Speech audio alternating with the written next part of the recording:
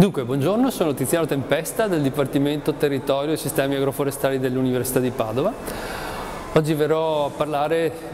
delle relazioni che si instaurano tra caratteristiche del paesaggio ed economia, nel senso che il paesaggio è un piccolo motore di fatti economici che si aggirano per il territorio.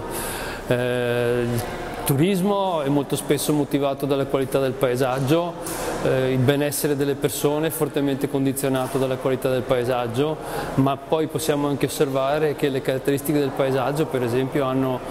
una grande influenza sui valori immobiliari. Questo dipende dal fatto che in generale le persone cercano, se possibile, di passare più tempo in paesaggi, in ambienti gradevoli dal punto di vista percettivo, dal punto di vista paesaggistico in generale e dal punto di vista di quello che viene definito il sensescape, cioè il paesaggio di tutti i sensi oramai, e proprio questo bisogno di ritrovarsi in armonia con l'ambiente circostante determina una domanda di